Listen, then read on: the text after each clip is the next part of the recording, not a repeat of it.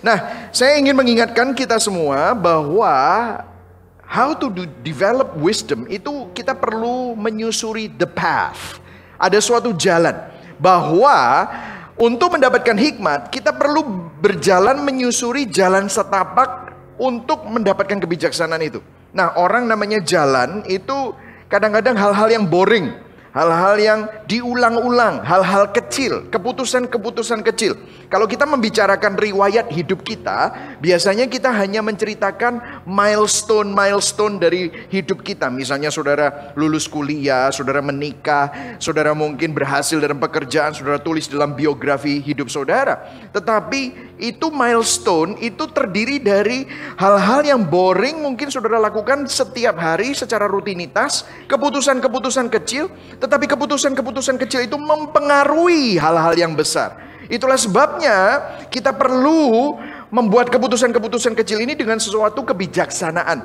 Dan kita belajar di awal-awal dari khotbah berseri ini bagaimana sih proses mengembangkan hikmat itu, yaitu knowing God, mengenali Tuhan. Kita belajar banyak hal, ada tema-temanya, takut akan Tuhan, tentang keteraturan, pola keteraturan Allah. Kemudian knowing self, mengenali diri sendiri. Bagaimana kita mengenali diri sendiri tentang kemarahan, tentang kebodohan, tentang bagaimana kecenderungan hati kita. Knowing your friend, kita belajar bagaimana mengenali teman-teman kita, bagaimana kita bersahabat, kita bagaimana mengetahui orang-orang di sekeliling kita. Knowing God's way, bagaimana mengenai jalan firman, tentang apa?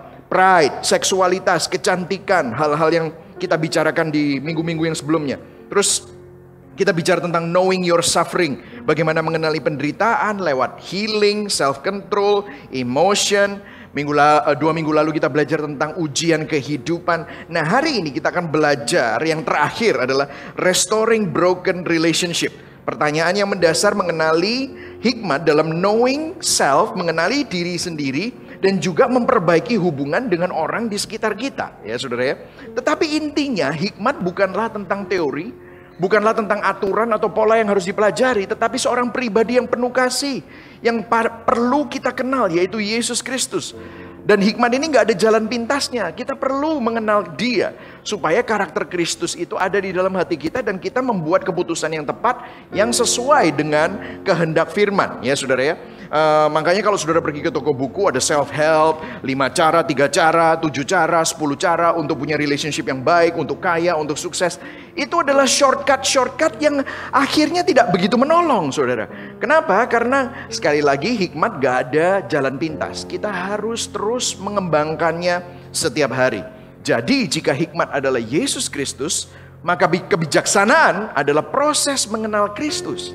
Sehingga kita menghidupi karakter Kristus yang membuat pilihan kita bijak dan tepat di dalam kehidupan ini. Amin saudara ya. Nah, kita bicara hari ini sangat penting sekali. Kenapa kok saya mengakhiri khotbah berseri ini dengan restoring broken relationship? Nah, saya tahu kita semua mempunyai kemarahan terhadap seseorang, kekecewaan terhadap seseorang, mungkin bahkan sama pasanganmu sendiri, sama suami, sama istri. Nah, ini kalau nggak diberesin saudara, pilihannya cuma 2 saudara. Ini akan merusak hidupmu, atau saudara mengampuni dia. Kalau tidak mengampuni dia, maka ini akan merusak dan mencoreng gambar diri kita sendiri. Tapi gimana caranya? Seringkali kita nggak tahu caranya. Nah, kita akan baca sama-sama firman kita. Amsal 10 ayat 18, saya akan bacakan yang putih, saudara bacakan yang kuning, oke? Siapa menyembunyikan kebencian, dusta bibirnya. Siapa mengumpat adalah orang bebal. Amsal 11 saudara. Siapa menghina sesamanya tidak berakal budi, tetapi orang yang pandai berdiam diri. Siapa mengumpat membuka rahasia, tetapi siapa yang setia menutupi perkara.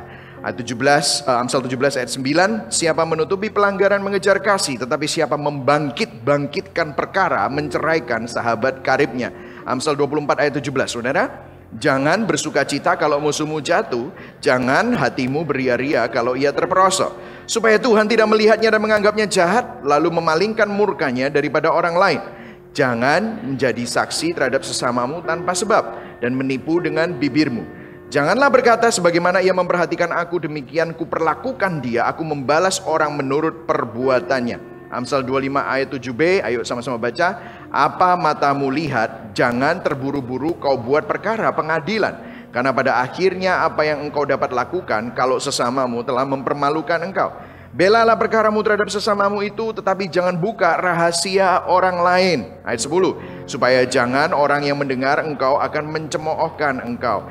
Jikalau seterumu lapar, berilah dia makan roti. Jikalau ia dahaga, berilah dia minum air. Ayat 22. Karena engkau akan menimbun bara api di atas kepalanya, dan Tuhan akan membalas itu kepadamu. Ayat yang terakhir, Amsal 27 ayat 5 baca. Lebih baik teguran yang nyata-nyata daripada kasih yang tersembunyi. Seorang kawan memukul dengan maksud baik, tetapi seorang lawan mencium secara berlimpah-limpah. Berbahagialah orang yang mendengar firman Tuhan, memelihara dalam hatinya dan melakukan dalam hidupnya. Poin saya ada 3. Yang pertama, mengapa sih sangat penting untuk memulihkan hubungan? Kemudian dalam pemulihan hubungan itu komponennya apa saja? Dan motivasi hati di balik pulihnya hubungan. Ini penting sekali ya. Oke, are you ready? Kita masuk ke dalam yang pertama, oke? Nah, ayat yang tadi kita baca adalah Amsal 10 ayat 18. Dia bilang begini, siapa menyembunyikan kebencian, hatred, dusta bibirnya. Nah, saudara, hatred itu bukan cuman hanya feeling saudara nggak suka sama orang. No, itu bukan hanya perasaan benci, tapi di balik kebencian itu ada niat buruk di dalam hatinya. Mungkin saudara bilang, masa sih pastor ada niat buruk? Bagaimana kita tahu kalau saudara punya kebencian? Mungkin saudara merasa aku nggak benci siapa-siapa, tetapi ini diagnosanya. Ada niat buruk di dalam hati. Dari mana saya tahu? Di bagian kedua dari statement ini. Seseorang punya benci kalau dia memiliki niat buruk untuk orang lain. Gimana taunya? Ketika dia berbahagia dalam ketidakbahagiaan orang lain. Mungkin saudara bilang gini, aku tidak benci siapa-siapa, cuma kalau tidak senang, ya kan? Aku memang ada nggak senang sama orang. Taunya dari mana kalau tidak senang itu sebenarnya benci? Kalau gini saudara, kalau saudara lihat orang, terus orang yang saudara nggak senang itu tiba-tiba, misalnya ini bukan saya dan bukan orang-orang, ini hanya hipotesis, oke? Misalnya dia ditabrak, naik sepeda motor ditabrak, kon kapok rasa non. Kalau saudara ada seperti itu, sebenarnya saudara itu ada kebencian terhadap orang itu. Taunya dari mana? Firman Tuhan bilang gini, Amsal 24 ayat 17 tadi kita baca.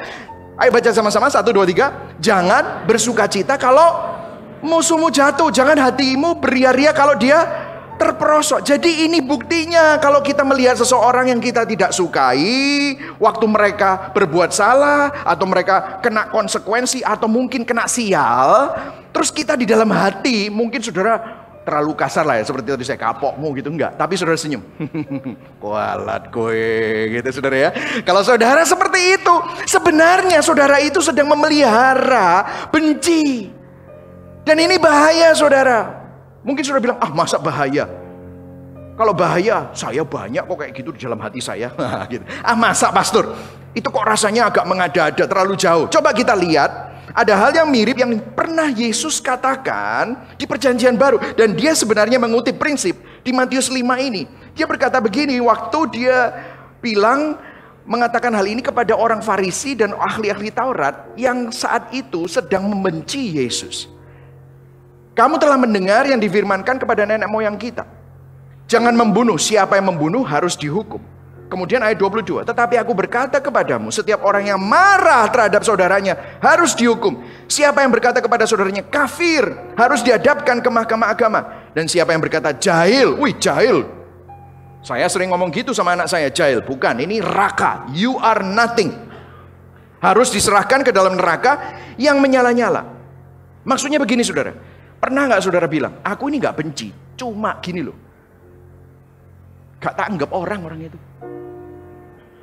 Pernah ya ketemu sama orang gitu? Mungkin saudara juga gitu ya. Apa cuma saya saja? Ya, gak tanggap orang. Nek ketemu ya, nek disopo ya. Ya. Tapi pokoknya aku gak mau ada hubungan apa-apa. Lah ini dibilang ini katanya, kamu ini harus diserahkan ke dalam neraka yang menyala-nyala. Waduh, pastor, ini kayak gini ya, kita semua masuk neraka pastor, betul ya? Bukankah hal ini hal yang biasa kalau di dalam hati marah sama orang, mungkin orang itu menyakiti lo, itu manusiawi lo pastor. Aku ini lo sakit pastor, lawan dia ini lo kurang ajar, dia itu nggak tahu diri, dia mengkhianati. Ini bukan benci lah, masa disamakan dengan membunuh.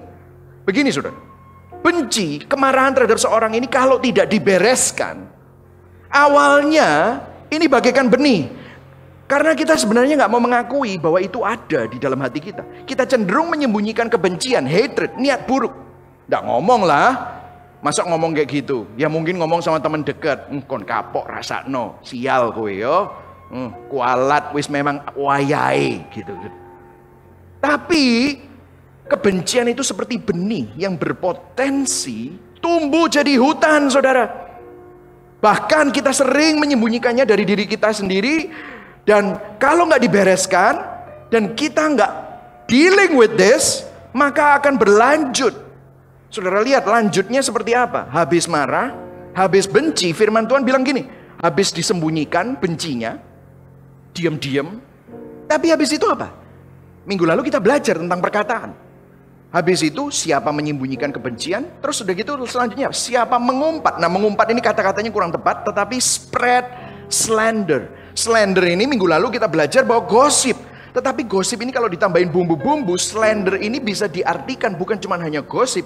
Bahasa asli dari slander itu adalah fitnah. Jadi begini saudara, ternyata fitnah ini adalah setiap komunikasi yang dirancang untuk merendahkan orang di mata pendengarnya. Nah saya kasih contoh. Saudara mungkin gak senang sama orang. Terus habis itu saudara mulai mandaro yo, bangkrut kue gitu misalnya itu.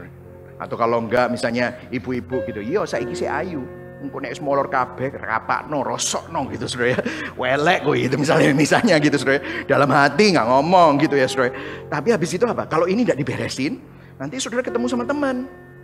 Terus biasa kalau teman sama ketemu, kamu tuh apa sih ambek apa? Enggak ada apa-apa. Ustalah. Cerita no apa sih? Nggak tak omong no siapa-siapa. Nah, ini pembicaraan meme Surabaya gitu ya Saudara. Ya ini ya apa sih? Dan saudara apa? Yo gini loh. Aku ini nggak salah. Wah kan gitu kan Saudara. Aku ini loh nggak lapo-lapo. Terus deh. Nah saudara apa yang terjadi? Saudara mulai cerita kepada orang. Terus habis itu saudara kan bilang gini, oh nggak usah ngomong-ngomong ya. Kita hanya between us. Tapi itu terjadi akhirnya jadi gosip. Dan kalau gosip ini ditambahin bumbu-bumbu, akhirnya jadi fitnah. Kok bisa ya? Bahkan asumsi-asumsi, nggak cuma hanya ceritanya, memang orangnya itu gitu. Wah, gitu kan. Orangnya itu memang ditambahin apa, belum tentu loh orangnya kayak gitu. Bisa saja dia kepepet, dia bisa ada ceritanya, tetapi karena kita tidak tahu gambar ceritanya seluruhnya, kita menambahkan asumsi-asumsi kita sehingga akhirnya dari gosip bisa jadi fitnah, saudara. Padahal Amsal 24 lanjutan dari Amsal tadi berkata, jangan menjadi saksi terhadap sesamamu tanpa sebab dan menipu dengan bibirmu. Janganlah berkata sebagaimana ia memperlakukan aku, demikian kuperlakukan dia. Aku membalas orang menurut perbuatannya. Nah ayat 28 ini ada pernyataan yang menarik. Mengapa seorang memberikan kesaksian palsu? Ini bahasa aslinya dipakai untuk kata-kata di pengadilan. Kok bisa ya orang ini mau memberikan kesaksian palsu? Bersumpah untuk sesuatu yang belum tentu benar. Apa yang membuat orang ini kok bisa berani? Nah ayat 29-nya itu adalah jawabannya. Lihat apa yang terjadi. Sebagaimana ia memperlakukan aku, demikian kuperlakukan dia. Aku membalas orang itu menurut perbuatannya. Jadi dia dendam. Dia membalas. Nah lihat apa yang terjadi. Orang salah pada kita, kita sakit hati, kan kita gini, mandaro kualat gitu, misalnya gitu. Rasain kalau dia itu kena imbasnya. Terus kita lihat stalking Instagramnya dia, kita lihat. Ya mungkin sudah di unfollow tapi kita diam-diam lihat lah gitu saudara. Terus kita waktu lihat, loh kok happy ayo. Kok dia tambah senang jalan-jalan ke Singapura selesai pandemi gitu. Lah aku kok di Surabaya gitu saudara. Nah saudara apa yang terjadi? Saudara ini geram. Saudara marah sama orang itu. Sehingga kalau ketemu sama orang, dulu ditanyain, "Opo sih kamu sama orang itu?" "Enggak apa-apa, aku enggak apa-apa." Gitu. Tapi sekarang karena saudara geram, saudara yang mulai, kamu tahu gak? Si itu ya, memang bebok. Ya kan? Nah, ya kan? Saudara, apa yang terjadi? Saudara menambah-nambahkan. Kenapa? Karena saudara marah. Kok hidup mereka baik-baik saja? Seakan-akan mereka makin bahagia, saudara masih kerasa sakit. Aku harus membuat mereka tidak bahagia. Apa yang dilakukan? Muncullah gosip-gosip, muncullah fitnah. Jadi awalnya begini saudara, mungkin awalnya kita ini korban.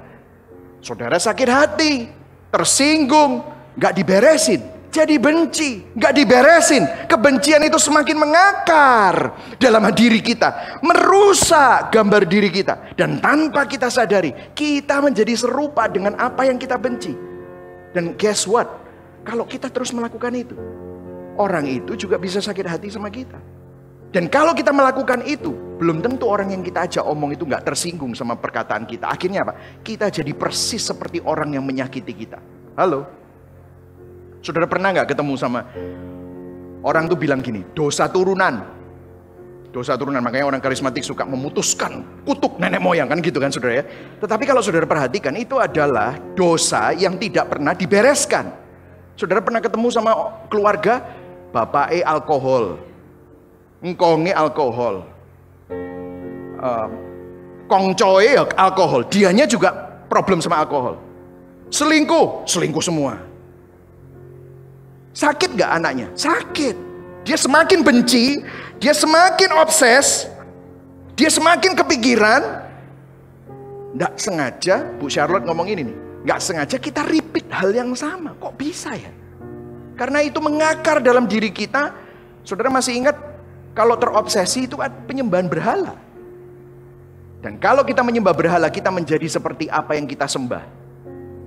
Secara tidak sadar, ini adalah something yang sick. Tanpa kita sadari, ini merusak gambar diri kita. Saudara melihat kenapa kok kita itu disakiti oleh orang tua kita. Mungkin kita sakit hati sama papa kita, yang suka ngomong kebun binatang sama kita. Gak sengaja, kita waktu marah sama anak kita, keluar juga kebun binatang. Kok bisa? Karena itu tidak pernah dibereskan. Merusak gambar diri kita, menjadi serupa dengan apa yang kita benci. Hati kita dicemari dengan kebencian.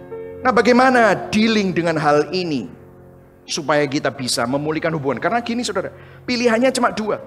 Saudara mau deal sama ini atau saudara simpan. Nah, kalau saudara simpan akan jadi semakin seperti ini. Akan merusak gambar diri dan tanpa kita sadari kita menjadi serupa dengan apa yang kita benci. Kita masuk ke dalam poin yang kedua. Komponen apa saja yang diperlukan untuk pemulihan hubungan? Ada 4 secara cepat ya saudara ya. Yang pertama ya. Kalau kita baca di Amsal 11 ayat 12 sampai 13. Kita baca yang kuning. 1, 2, 3. Siapa menghina sesamanya tidak berakal budi, tetapi orang yang pandai berdiam diri. Nah, tadi kita sudah belajar di sini bahwa mengumpat atau fitnah itu apa yang menyebabkan fitnah? Apa sih yang menyebabkan fitnah? Apa yang menyebabkan gosip? Sikap hati seperti apa yang menjadi tanah yang subur untuk kebencian yang membawa kita melakukan fitnah? Nah, dikatakan di sini di ayat 12, frase yang pertama, siapa yang menghina sesamanya. Bahasa Inggrisnya derides his neighbor, meremehkan, menganggap rendah sesamanya. Apa maksudnya itu? Menghina itu artinya memandang rendah seseorang. Jadi untuk kita deal dengan kebencian atau kemarahan atas seseorang yang salah sama kita, yang nyakiti hati kita, yang pertama adalah jangan merasa superior atau memandang rendah orang lain. Kenapa kok ini penting? Mekanismenya begini saudara. Kalau saudara nggak memandang rendah orang lain, misalnya ya orang itu ngomong sesuatu yang menyakitkan kepada kita, terus kita bilang gini, ya dia manusia berdosa sama saya kayak aku. Terus saudara bilang, ya mungkin hari itu dia lagi pusing sama keluarganya, habis itu pergi ke gereja, pelayanan, terus ketemu sama aku, terus gak sengaja ngomong kayak gitu. Apa yang terjadi? Gak ada kebencian, saudara memahami, mengerti. Karena saudara tidak merasa superior.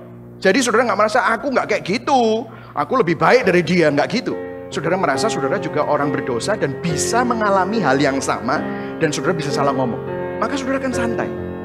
Tapi kalau orang itu ngomong sesuatu dan saudara bilang mengajar, ngomong gak dipikir, goblok gak kayak aku gak mungkin ngomong kayak ngono. Itu orang gak pendidikan itu. Nah, sehingga apa yang konotasinya apa? Goblok. pinter. Ya kan? Gak punya karakter, karakternya baik. Sehingga apa yang terjadi? Saudara merasa superior. Apa yang terjadi waktu saudara merasa superior? Saat ada orang yang melakukan sesuatu yang Anda tidak suka, sesuatu yang Anda kurang setuju, terus dalam hati saudara ngomong gini, kurang ajar, memang orang ini gak ada akhlak, orang gak punya nilai. Anda berkata begitu, maka Anda merasa lebih unggul dari orang itu. Anda merasa lebih baik dari orang itu. Terus Anda akan ngomong gini, aku gak mungkin ngomong kayak gitu. Ngomong gak dipikir. Di situ ada benih, di situ ada benih yang membawa masalah dalam hubungan ini. Bayangkan kalau Anda lakukan itu sama pasanganmu, sama suamimu, sama istrimu, sama anakmu. Tiap kali saudara lihat dia, saudara pasti akan, memang bebo orang ini. Memang anakku ini nilainya beda sama anakku yang satunya. Nah, saudara mulai membandingkan orang. Apa yang terjadi? Saudara merendahkan orang. Sehingga waktu lihat orang itu, saudara merasa ada emosi yang keluar. Jadi kalau saudara merasa superior, memandang rendah orang lain, ini adalah tanah yang subur untuk kebencian. Nah, saya mau tanya sama saudara. Coba saudara tanya, pernah nggak tanya sama dirimu sendiri? Dari mana datangnya rasa superior dan merasa lebih tinggi dari orang lain ini? Kok bisa kita itu merasa lebih tinggi? Kita merasa lebih baik dari orang lain. Pernah nggak tanya saudara? Saya pernah tanya, kenapa ya aku ini kok setiap kali itu kok memandang rendah orang gitu ya. Sebelum kenal Injil maupun sudah kenal Injil, saya menangkap diri saya. Waduh, kok bisa ya? Udah jadi hamba Tuhan bertahun-tahun aku kok bisa mikir seperti itu. Aku bertobat tuh. Sudah tahu dari mana datangnya rasa superior dan merasa lebih tinggi? Yesus ngomong gini di Perjanjian Baru di Lukas 16. Waktu itu sama juga dengan orang-orang Farisi dan ahli Taurat. Lagi menghakimi di dalam hatinya orang Farisi terhadap apa yang diperkatakan Yesus. Kemudian dia bilang begini, semuanya itu didengar oleh orang-orang Farisi dan hamba-hamba uang. Dan mereka apa saudara? Mencemoohkan dia. Nah bahasanya sama persis seperti yang di Amsal. Derides him. Merendahkan Yesus. Dan saudara tahu jawaban Yesus apa? Dan ini adalah kuncinya. Wah, Yesus ini benar-benar tahu benar apa sebabnya. Lalu ia berkata kepada mereka, kamu tahu kenapa kamu mencemoohkan aku?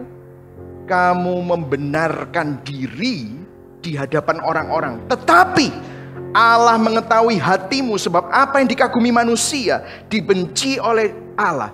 Saudara tahu kenapa kita merasa lebih superior, merasa lebih tinggi dari orang lain, dan saudara suka merendahkan orang lain? Ini adalah natur manusia. Kenapa? Karena manusia suka self-justification, membenarkan diri sendiri. Selalu membenarkan. Kenapa? Karena saudara tahu, waduh, orang ini melakukan sesuatu yang jahat sama aku. Maka saudara perlu membenarkan diri sendiri untuk mengobati rasa sakit itu. Apa yang terjadi biasanya, makanya saudara pernah ketemu orang play victim. Orang lain selalu salah, dia nggak pernah salah. Iya, soalnya papaku, wah, bojoku, suamiku, istriku, mertuaku, anakku, engkongku, ya kan? Semua, mantuku, pendetaku, wah, gitu saudara ya. Care group leaderku, self justification, membenarkan diri, selalu play victim. Kenapa sih? Karena begini saudara, ini apa mekanismenya? Karena saudara sakit, disakiti sama orang, saudara harus membesarkan dirimu. Saudara harus bilang, aku nggak salah, aku ini korban. Apa yang terjadi? Merendahkan orang lain. Orang itu memang jahat hatinya, aku ini baik. Orang itu memang kurang ajar. Orang itu memang karakternya jelek. Dan membesar-besarkan kesalahan orang dan kelemahan orang, tetapi membesarkan kebaikanmu. Bahkan sampai, kalau biasanya sampai ketiga ini, merendahkan bahkan kelompok orang yang tidak Anda sukai. Dasar laki-laki ya segitu itu. Dasar wanita itu semua kayak gitu. Matre. Gitu. Atau bahkan, ini maaf nih ya, saya mengasihi ini kenapa? Ini real, kenapa? Terus bilang gini, dasar ini nikah ambil Holland Spreken sing eke ye itu loh, itu bencana memang orang-orang kayak itu. Atau kalau enggak saudara bilang, nikah sama totok itu memang tradisi ini, waduh bikin pusing. Nanti saudara bilang, Memang dasar orang Cina. Dasar orang Batak. Akhirnya sampai jadi apa? Diskriminasi. Akhirnya jadi apa? Rasisme. Akhirnya benci sama semua orang laki. Benci sama orang pendidikan tertentu. Dasar orang bule kayak gitu itu. Dasar orang Indonesia kayak gitu. Akhirnya apa yang terjadi? Kita merendahkan kelompok orang yang tidak kita sukai. Saudara tahu, ini semua awalnya self-justification. Mulai ngerti, saudara. Kalau nggak dibereskan, ini bahaya, saudara. Saudara, ada sesuatu yang menarik ya. Di sini kita bisa melihat ya, isi hati manusia. Kenapa? Ada yang menarik. Kalau saudara lihat seni karikatur. Saudara tahu karikatur? Itu ada kartunis yang bikin kartun gitu. Kalau saudara lihat ini model kayak gini ya. Nah, saudara kalau lihat gambar ini, ya jelas-jelas saudara bisa lihat. Nah, yang menarik adalah begini. Ini adalah Presiden Trump ya ceritanya ya. Kartunis waktu membuat karikatur orang terkenal, Anda bisa dapat tahu sang kartunis ini suka atau enggak sama tokoh yang dia gambarkan. Kalau dia suka, dia akan bikin kartun atau karikatur orang tersebut tegap, gede, gempal, kelihatan menawan. Tetapi kalau dia nggak suka sama tokoh yang digambarkan, apa yang dia lakukan? Dia bikin orang tokohnya itu ugly, terus tubuhnya nggak proporsional, bentuknya aneh. Nah, udah jelas-jelas ini nggak suka sama Trump ya gitu, saudara. Dengan kata lain, si kartunis akan mengubah si tokoh menjadi jelek, menjadi aneh, dan yang aneh itu dibesar-besarkan. Saudara lihat, ternyata ilmu seni karikatur aja menunjukkan natur manusia. Kenapa kok bisa seperti itu? Saat kita tidak suka seseorang, kita selalu berpikir yang terburuk mengenai orang tersebut. Dan kita merendahkan orang tersebut dan selalu membicarakan kejelekan mereka, selalu membicarakan kelemahan dan kesalahan mereka. Kenapa ya? Di sini kita bisa melihat isi hati manusia. Sebenarnya karena di lubuk hati yang paling dalam kita tahu kita ini juga nggak baik, kita ini juga nggak benar, kita ini nggak berharga dan berdosa. Tetapi kita harus mengobati rasa itu sehingga waktu kita disakiti orang, kita harus membesarkan kebaikan kita dan merendahkan orang itu supaya kita membenarkan diri sendiri. Supaya aku ini lumayan, gak kayak dia. Aku ini orang baik, gak kayak dia. Aku ini orang yang bernilai, gak seperti dia. Aku ini berharga. Kenapa? Karena dari dalam hati kita sebenarnya kita tahu self-justification itu untuk menutupi sesuatu, pembenaran diri bahwa kita sebenarnya orang berdosa. Mulai lihat saudara.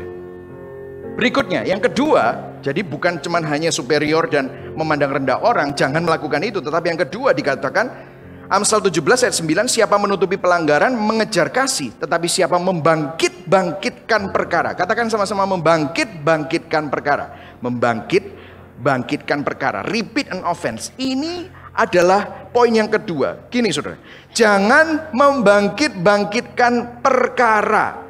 Apa maksudnya? Amsal 24 ayat 29 begini. Jangan berkata sebagaimana ia memperlakukan aku, demikian ku perlakukan dia. Aku akan membalas orang menurut perbuatannya. Nah, membangkit-bangkitkan perkara ini ceritanya gini. Misalnya ya, ini hipotesis ya, tidak terjadi. Tapi ya mungkin pernah terjadi ya sama saya ya. Tapi mungkin sama saudara pun juga, coba saudara evaluasi. Mungkin saudara ada nggak enakan sama orang gara-gara orang ngomong sesuatu sama saudara. Pertamanya nggak apa-apa. Terus habis itu saudara pulang, sore-sore saudara ngopi di rumah. Sendirian. Saudara nyeruput kopi. Dasar iblis biasanya selalu kasih pikiran. Ingat tadi, orang itu ngomong apa? Coba pikirin ulang, kurang ajar loh orang itu. Terus saudara nyeruput kopi. Saya tak iling-iling sih ngomong apa sih. Terus saudara, kurang ajar ya. Padahal aku gak apa-apa kok dia ngomong kayak gitu ya. Saudara nyeruput kopi lagi. Saudara, saya tak iling-iling muka ide waktu ngomong itu ya apa ya. Muka itu meringis. Memang kepingin garai. Saudara taruh. Ngajar ya. Padahal tadi saudara santai loh. Tapi saudara bisa tiba-tiba mulai panas. Kupingnya merah saudara. Saudara taruh kopi saudara. Kafein masuk. Saudara mulai, kurang ajar ya. Itu pasti gitu, gara-gara. Tiba-tiba saudara ulang. Nah, puji Tuhan kalau misalnya saya ngomong sama istri saya gospel center. Saya bilang saya cerita sama dia, terus misalnya dia bilang, sudah kamu ndak usah kayak gitu, kamu tuh lo juga nggak kebaikan, kamu tuh kan ndak tahu apa yang ada di hatinya. Ya kan saudara ndak nemu orang yang bisa mengerti dan empati dan membangkitkan perkara. Saudara nggak nemu, ya sudah, nggak apa-apa, ya sudah mau ngomong apa, ya mangkel, saya mangkel. Besok saudara, di kantor saudara ketemu, tak ceritai ya, kemarin itu ya si itu tuh ngomong, oh, memangnya orang itu kayak gini. Wah, yes. Ketemu sama boloku. Apa yang terjadi? Dibangkitkan. Memang ya. Kamu pernah tak punya pengalaman? Tak omongi kamu ya. Gini ceritain. Wah, jas. Akhirnya apa yang terjadi? Dibangkitkan perkaranya. Saudara akhirnya jadi marah, jadi benci gara-gara saudara mengulangnya dengan dirimu sendiri. Habis itu saudara ngulang sama orang lain. Makanya ini penting ya, punya orang yang punya pengertian Injil untuk supaya nggak membangkitkan perkara. Ya ini loh sebabnya. Saudara ngulang sama diri sendiri marah. Padahal tadi nggak ada apa-apa. Tapi saudara ingat, saudara ulang-ulang. Pernah nggak saudara ingat apa yang dikatakan mertuamu, papamu. Saudara tiba-tiba jadi mulai beraba. Ini yang perempuan gitu. Ya kan kalau konseling gitu cerita-cerita tiba-tiba mengasihani diri sendiri, pastor, enggak tahu sakitnya pastor gitu saudara. Kenapa? Itu diulang-ulang terus di pikirannya, dibangkitkan. Cerita sama orang, akhirnya itu juga bikin marah. Sehingga fitnah dan pembalasan dendam mulainya itu dari mengulang dan membangkitkan perkara di pikiran kita sendiri. Habis itu diulang sama orang lain. Apa yang terjadi dengan orang yang bersangkutan, dengan diri sendiri, dengan orang lain? Terus ketemu orangnya, diusut terus. Orang itu diusut. Kamu itu apa sih kok ngomong kayak gitu? Sudah minta maaf loh orangnya. Tapi tidak bisa, terus diusut terus. Sehingga nggak pernah selesai. Sudah bisa lihat ini? Membangkitkan perkara. Ampuni saudara. Jangan simpan kebencian. Kita ini perlu mengampuni. Alternatifnya cuma dua. Either saudara ampuni, saudara bereskan hati, atau saudara simpan kebencian ini. Nanti akan merusak saudara. Nah mungkin saudara bilang, waduh pastor gimana sih caranya mengampuni seseorang? Dengarkan saya, ini belum Injilnya. Jadi waktu saudara mendengar ini susah sekali untuk dilakukan. Yes, memang. Mengampuni itu menanggung akibat atau konsekuensi yang disebabkan oleh perbuatan orang lain. Misalnya ya ada orang yang menyakiti saya, ngomongin dan menjelekan. Saya pernah ngomong kayak ini. Saya punya dua pilihan. Yang pertama, saya balas dia, saya labrak dia, atau saya balas menjelekkan dia. Akhirnya apa? Saya melakukan kepada orang itu apa yang dia lakukan terhadap saya. Bahkan kalau dunia bilang pembalasan lebih kejam, kan begitu saudara ya? Itu bisa salah satu alternatif. Yang kedua, saya bisa ampuni dia dan saya diem. Saya tidak mengulang, saya tidak membangkitkan, saya tidak mikirkan terus-terusan, saya tidak mengulang dengan teman, dan saya juga tidak mengusut dia terus-terusan. Apa yang terjadi? Orang akan bilang, loh kok enak dia? Lah, apa yang terjadi dengan rasa sakitnya?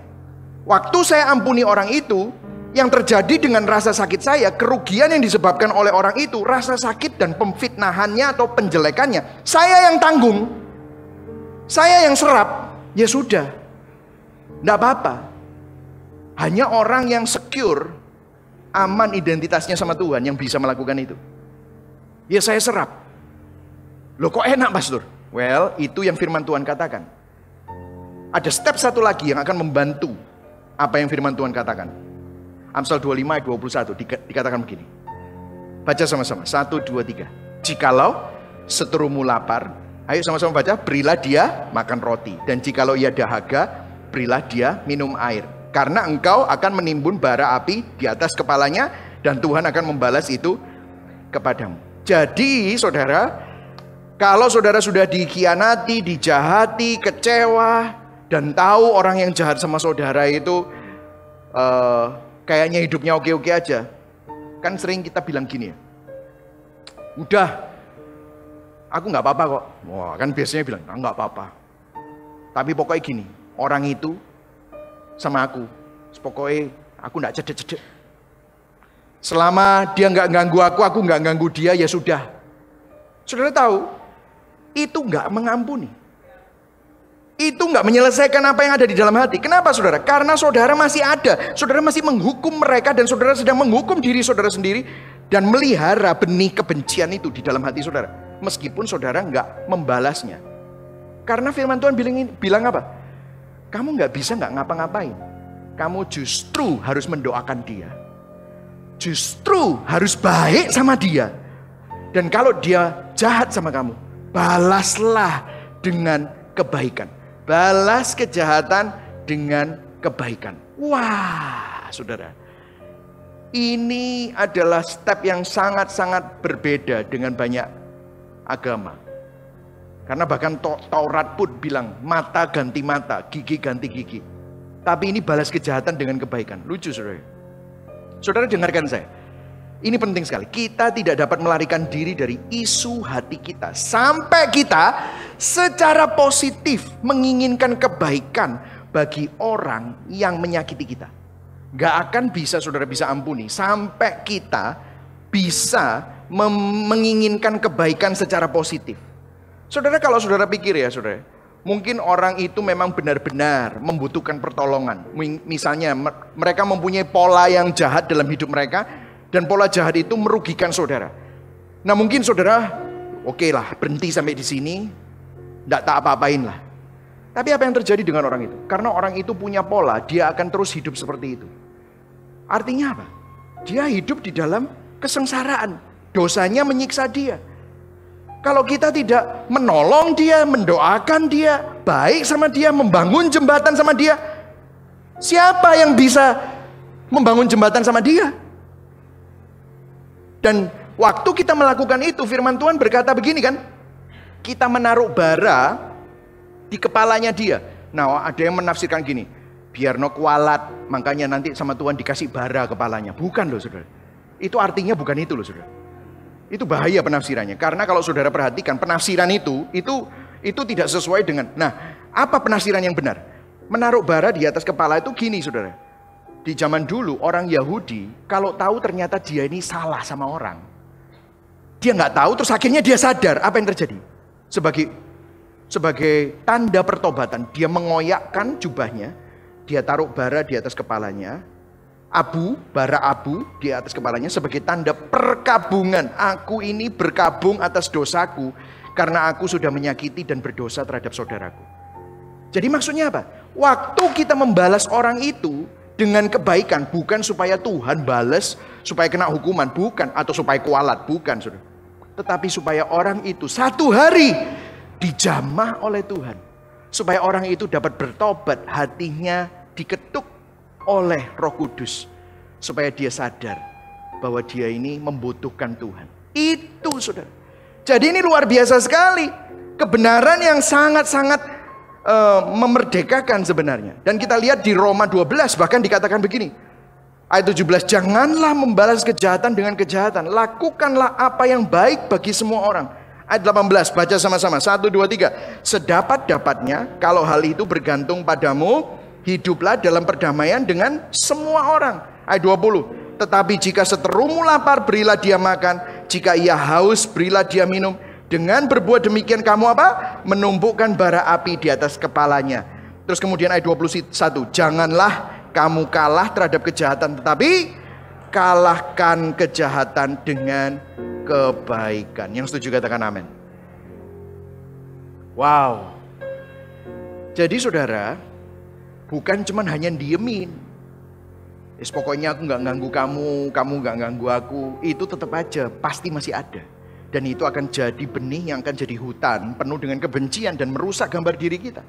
Tetapi firman Tuhan bilang, kalau kamu mau benar-benar free dari itu, kalahkan kejahatan yang dia lakukan kepadamu dengan kebaikan. Bukan supaya dia kualat, bukan. Tetapi kita doakan dia supaya Tuhan bisa jamah orang itu. Wow, susah nggak? Saya mau kasih tahu ya, bukan cuma susah, impossible, susah. Dan bahkan dikatakan begini, jika diperlukan, selesaikan perkaranya dengan kasih. Kalau kita sudah ngelakuin yang 3 di atas. Selesaikan perkaranya dengan kasih. Makanya Amsal 27 bilang gini, lebih baik teguran yang nyata daripada kasih yang tersembunyi. Seorang kawan memukul dengan maksud baik, tetapi seorang lawan mencium secara berlimpah-limpah. Kamu tetap ngasih kebaikan, orang itu tanya, kamu itu loh kok baik ya sama aku. Aku ini kan sudah jahat, aku kan sudah pernah merugikan kamu. Kenapa kamu kok sih baik ambil aku? Kenapa kamu kok tetap melakukan kebaikan? Saudara bisa bersaksi. And by the way, saudara bisa kalau ditanyain, loh kamu tuh gak sakit hati tau? Waktu itu aku ngomong, ya sakit hati. Tapi ini yang aku lakukan, aku tahu juga. Saudara share Injil. Apa yang terjadi? Orang itu akan melihat ada unsur Tuhan di tengah-tengah hubungan saudara sama semua orang. Orang akan melihat, ini kok ada sesuatu yang berbeda ya sama orang ini. Sehingga akhirnya dia tertegur, bukan dengan teguran kita yang kasar, tapi dengan kasih kita bisa ngomong sama dia. Firman Tuhan juga berkata di Galatia 6 ayat 1. Saudara-saudara, kalaupun seorang kedapatan melakukan suatu pelanggaran, ayo baca sama-sama yang kuning. Maka kamu yang rohani harus memimpin orang itu ke jalan yang benar dalam roh lemah lembut, sambil menjaga dirimu sendiri supaya kamu juga jangan kena pencobaan. Saudara, perhatikan, adalah hal yang tidak mengasihi untuk membiarkan seseorang yang sudah menyakiti kita, atau orang yang sudah mengkhianati kita atau mengecewakan kita, membiarkan mereka terus hidup di dalam pola seperti itu. Kalau mereka itu memang orang yang ngomongnya kacau, orangnya tidak dimuridkan, tidak dia ajarin, tidak dikasihi, itu justru tidak mengasihi, saudara.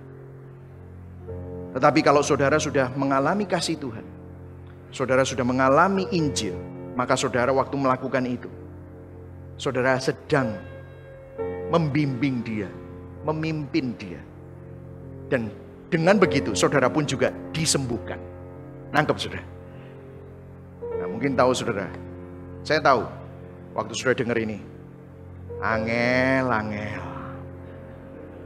Apakah kita bisa merealisasikannya? Well, saya harus sampaikan firman Tuhan, betul saudara ya? Saya harus sampaikan firman Tuhan. Saya nggak bisa tutupi firman Tuhan kebenarannya apa. Saya mau kasih tahu kepada saudara, bukan hanya susah, tetapi impossible. Tidak mungkin dilakukan secara psikologis dan spiritual. Karena dibutuhkan suatu kuasa untuk benar-benar bisa mengampuni. Tetapi saya mau tanya sama saudara, pernah nggak saudara lihat orang yang melakukan ini? Pernah. Mungkin saudara juga pernah melakukannya. Jatuh bangun. Ada yang berhasil, tapi ada yang sakitin nemen, pastor, sakitin nemen. Masih belum bisa, tapi ada. Saya pun juga pernah mengalaminya, saya pun juga harus menjalani ini. Saya pun juga harus mengampuni, dan saya pun juga harus tetap melakukan kebaikan kepada orang yang menyakiti kita. Saudara, hamba Tuhan sebagai pastor itu tidak bisa make everyone happy ya saudara. Kadang-kadang saya disalah mengerti, kadang-kadang sih dicaci maki, kadang-kadang di fitnah macam-macam. Tetapi apa yang Christ-like? Sakit gak? Sakit saudara, sakit. Tetapi disinilah memang dibutuhkan kuasa. Tim Keller bilang gini, you must let the gospel argue with you. Bergumul sama Injil. You must let the gospel sink down deeply into your heart until it changes your motivation, views, and attitude. Anda harus membiarkan Injil untuk menggumuli hatimu. Anda harus membiarkan Injil meresapi ke dalam hati kita, sampai itu mengubah motivasi, pandangan, serta sikap kita. Memang hanya Tuhan, seperti katekismus tadi itu. Mujizat yang terbesar itu bukan waktu kita butuh duit, ada duit. Atau kita sakit, disembuhkan. Tetapi kalau kita bisa kenal Tuhan, percaya Tuhan, itu mujizat yang terbesar. Makanya membutuhkan kuasa Tuhan yang bisa mengubah hati kita. Injil yang adalah kekuatan Allah itulah yang bisa mengubah hati kita. Nah, kita masuk di dalam yang terakhir. Motivasinya seperti apa di balik pulihnya hubungan. Nah, saya mau kasih tahu kepada saudara apa yang terjadi kalau saudara pelihara kebencian. Nah, ini ada yang menarik dari ayat yang kita baca, dikatakan begini, Amsal 24 ayat 17 sampai 18. Jangan bersuka cita kalau musuhmu jatuh. Janganlah hatimu beria-ria kalau ia terperosok. Tadi udah baca. Tetapi lihat ayat 18. Baca sama-sama. Supaya apa? Tuhan tidak melihatnya dan menganggapnya jahat, lalu memalingkan murkanya daripada orang itu. Lah terus dia memalingkan murkanya ke siapa? Ke saudara dan saya. What? Maksudnya apa, Pastor? Nah, Bruce Waltke, seorang penulis komentari untuk kitab Amsal ini, dia bilang begini, terutama dia bilang begini. Ketika kita membenci seseorang karena dosa yang telah mereka lakukan kepada kita, Tuhan sama marahnya dengan kebencian kita seperti kepada perbuatan jahat yang dilakukan kepada kita. Ngerti, saudara? Kalau saudara benci sama orang itu, Tuhan juga marah loh sama kita. Tuhan marah pada kebencian kita seperti halnya dia juga murka kepada orang yang berbuat jahat kepada kita. Jadi kesimpulannya begini ayat tadi itu. Saat hati kita membenci atau bersuka cita atas kesusahan musuh kita, kita berada di bawah murka Allah. Tuhan marah atas kebencian yang ada di hati kita. Mungkin Anda bertanya, kenapa? Well, I'm glad you ask. Kenapa? Karena ayatnya juga ada di Roma 12 ayat 19. Kenapa kok Tuhan marah waktu kita benci, waktu kita merendahkan, waktu kita mengutuki orang, waktu kita memfitnah orang? Kenapa? Dikatakan ayat 19. Saudara-saudaraku yang kekasih, janganlah kamu sendiri menuntut pembalasan, tetapi berilah tempat kepada murka Allah. Sebab ada tertulis, pembalasan itu adalah hakku. Akulah yang menuntut pembalasan, firman Tuhan.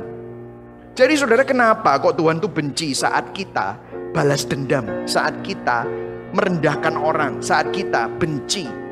Kenapa? Karena saat kita membalas, kita ini lupa posisi kita ini hamba.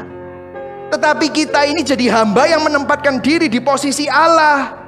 Kita ini orang berdosa yang diampuni, tetapi gak tahu diri kita pengen jadi Tuhan. Kita berusaha bilang, kamu ini kurang ajar ya. Padahal kita sendiri juga sering kurang ajar. Kamu jahat ya. Padahal kita sendiri juga sering jahat.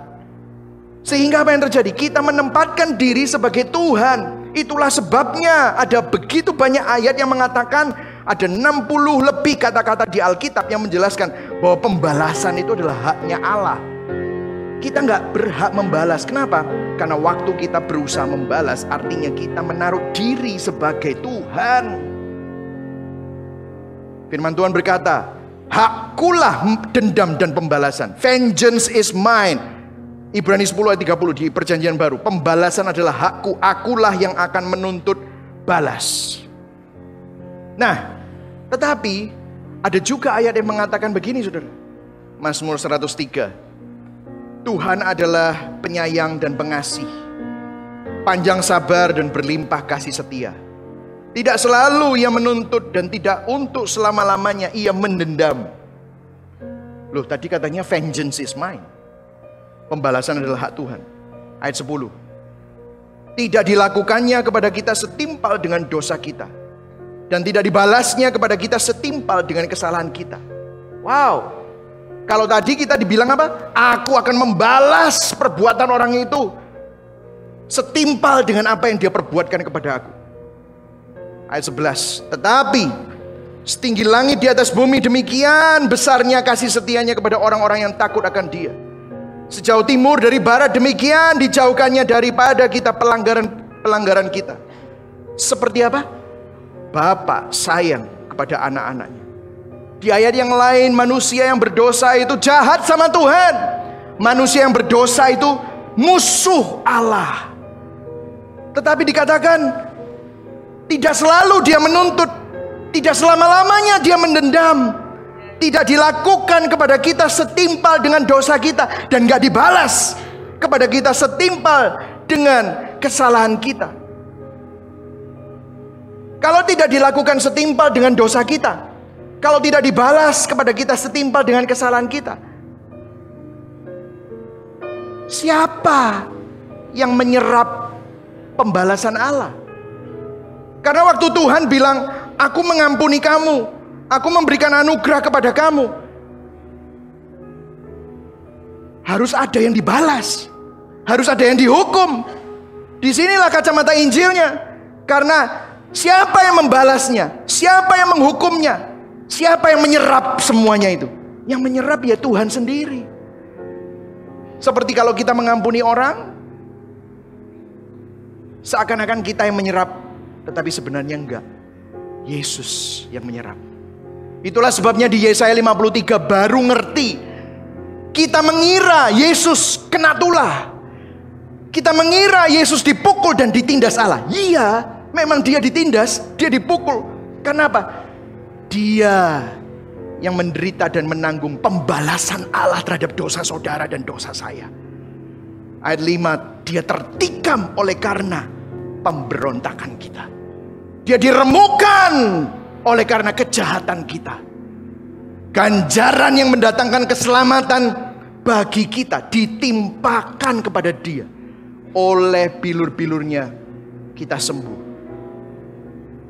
Kita sekalian sesat seperti domba, masing-masing kita mengambil jalannya sendiri. Tetapi Tuhan telah menimpakan kepadanya apa, saudara? Kejahatan kita sekalian. Saudara dengarkan, satu-satunya cara kita yang semestinya hamba, kita ini musuh Allah tetapi dijadikan anak-anaknya. Satu-satunya cara kita berhenti jadi Tuhan, satu-satunya kita berhenti benci sama orang dan merendahkan orang adalah waktu kita memandang Injil. Satu-satunya cara kita yang jahat, yang bobrok hatinya untuk berhenti marah dan jadi seperti Tuhan atau berlaku seperti Tuhan, ingin menghukum sesama kita, adalah memandang kepada Kristus saja. Kenapa? Karena Kristus adalah sang raja, tapi dia mau jadi hamba. Kristus adalah yang paling superior, tapi malah mau jadi hina. Kristus adalah yang paling tinggi, malah dia rela untuk jadi yang paling rendah. Kristus yang semestinya berhak murka sama kita, malah dia menjalani hukuman murka. Itulah yang Kristus lakukan. Itulah Injil. Kalau saudara renungkan itu, kalau saudara ingat itu, kalau kita ingat bahwa dia rela lakukan itu untuk menyelamatkan dirimu yang semestinya menerima murka, menggantikan kita. Di situ hati kita meleleh. Di situ kita nggak bisa merasa superior. Di situ dia jadi indah. Di situ kita sadar, aku nggak punya hak. Satu-satunya cara kita berhenti self justification, membenarkan diri, saat kita sadar bahwa kita orang berdosa, tetapi melihat sang kebenaran menjadi dosa.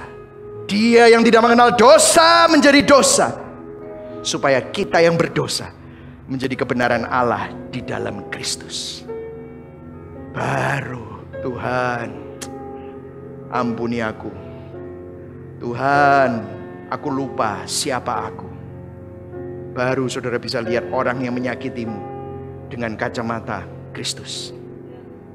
Baru semua emosi sakit hatimu tiba-tiba bisa disembuhkan karena kamu lihat siapa dirimu di hadapan Tuhan. Yang setuju katakan amin. Hari ini saya tahu gak ada satupun orang di tempat ini yang gak perlu bertobat, termasuk saya. Saudara mungkin gak benci, tetapi dalam hatimu, aku gak mau ada hubungan apa-apa sama orang itu. Saudara mungkin gak secara mulut ngomong, aku gak suka sama dia, tetapi dalam hatimu seakan-akan dia gak eksis. Aku gak ngelakuin apa-apa, tapi tetap aja hatimu masih ada. Biarlah kamu sadar, Tuhan yang berhak membalas setimpal dengan dosamu, dia tidak membalasnya, tetapi dia memberikan anugerah. Lah kemana pembalasan itu? Dia yang tanggung sendiri. Tahukah saudara, dosamu sudah ditanggung di atas kayu salib. Dosamu sudah ditanggung oleh darahnya, supaya saudara bisa diampuni, saudara bisa dibenarkan, saudara mempunyai status yang baru. Maka biarlah itu saudara bisa salurkan kepada orang-orang di sekelilingmu. Salurkan kepada suamimu, kepada istrimu, kepada pendeta yang pernah menyakiti kamu, kepada sahabat yang pernah ngejak duitmu, kepada orang yang pernah memfitnah kamu, kepada orang yang mungkin pernah menyakiti hatimu, kepada papamu yang pernah mengolok-olok kamu, merendahkan kamu. Karena Kristus pun sang raja pernah diolok-olok, rela diolok-olok, rela difitnah, supaya kamu yang memfitnah dia dapat menerima pengampunan. Berikan tepuk tangan buat Tuhan. Itu yang Tuhan lakukan. Amin Tuhan. Mari sama-sama kita bangkit berdiri. Saudara diberkati hari ini. Sebelum kita nyanyikan lagu Christ is our hope in life in death, saya akan berikan implikasi. Kalau saudara merenungkan Kristus, karena Injil kita sadar sudah diampuni sehingga kita bisa mengampuni. Katakan sama-sama, saya bisa mengampuni. Karena saya sudah diampuni. Karena Injil kita bisa berempati dan kita bisa memberi simpati walau sudah disakiti. Karena Injil, gambar diri jadi aman dari perasaan inferior maupun superior. Karena Injil, kita sadar bahwa sudah dibenarkan, maka tidak perlu membenarkan diri. Yang setuju katakan amin.